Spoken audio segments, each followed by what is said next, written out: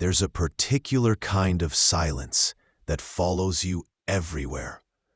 Not the peaceful kind that comes with solitude, but the heavy kind that settles in your chest when you realize your phone hasn't buzzed with a genuine message in weeks. It's a silence that doesn't just sit around you, it crawls inside you.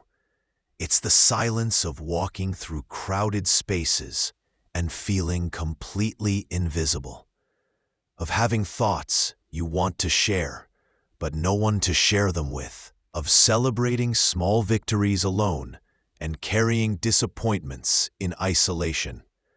This is the reality for millions of people who find themselves without friends, not by choice, but by circumstance. You might assume these are antisocial individuals who prefer isolation, but that assumption misses something profound. The psychology behind having no friends is far more complex than simple preference or personality type.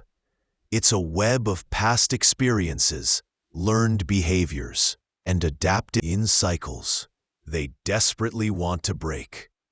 Understanding this psychology reveals something uncomfortable about human connection itself.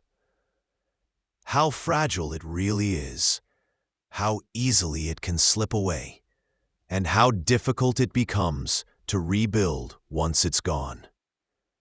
When researchers study social isolation, they discover something fascinating. The brain of someone without friends doesn't just miss companionship. It actually begins to change structurally. Neural pathways associated with social cognition start to weaken. The areas responsible for reading facial expressions and interpreting social cues become less active. It's as if the mind, deprived of social interaction, begins to forget how to connect. This isn't weakness or choice. It's neuroplasticity, the brain adapting to an environment of isolation. But how does someone end up in this position in the first place? The path to friendlessness rarely happens overnight. Maybe it started in childhood, with being excluded from playground games. Perhaps it was a trusted friend who shared secrets meant to stay private, or a group that slowly drifted away without explanation, leaving someone wondering what they did wrong. Each of these experiences creates what psychologists call social learning. The brain begins to associate vulnerability with pain, trust with disappointment, and openness with rejection. So it develops protective mechanisms.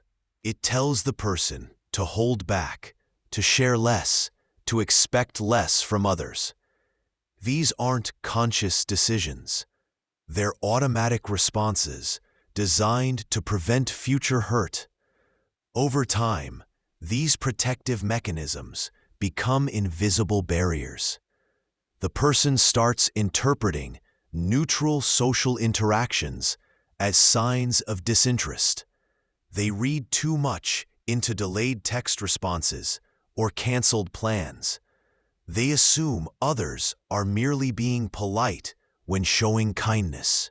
This hypervigilance to social rejection creates a self-fulfilling prophecy. The more they expect rejection, the more they behave in ways that actually push people away. There's another layer to this psychology that's often overlooked. People without friends frequently develop an intense inner dialogue. When external conversation disappears, internal conversation becomes louder.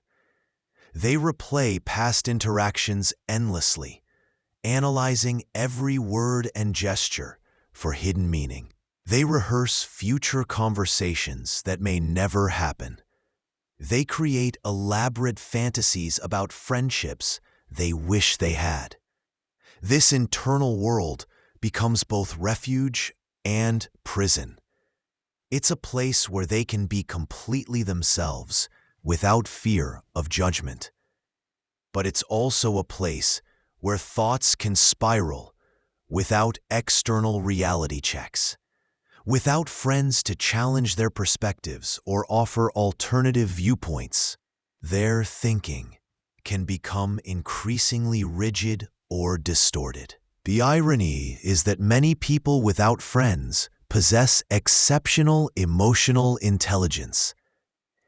They've spent so much time observing human behavior from the outside that they often understand social dynamics better than those actively participating in them. They can spot insincerity from across a room. They notice when someone's smile doesn't match their eyes. They pick up on subtle shifts in group energy that others completely miss. But this heightened awareness becomes a double-edged sword. When you can see through surface-level pleasantries and recognize performative friendships, it becomes harder to accept anything less than authentic connection. The problem is that authentic connection requires vulnerability from both sides, and vulnerability feels terrifying when you've been hurt before. So they wait. They wait for someone who feels safe enough to risk opening up to, someone who demonstrates genuine interest rather than social obligation, someone who,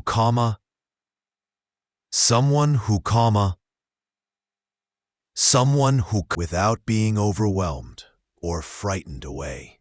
But while they're waiting for this perfect connection, they often appear distant or uninterested to others, creating a barrier that prevents even potentially good friendships from forming.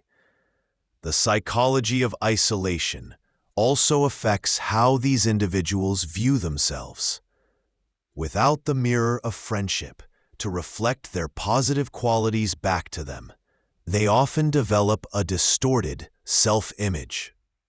They focus on their perceived flaws and minimize their strengths. They convince themselves they have nothing valuable to offer in relationships.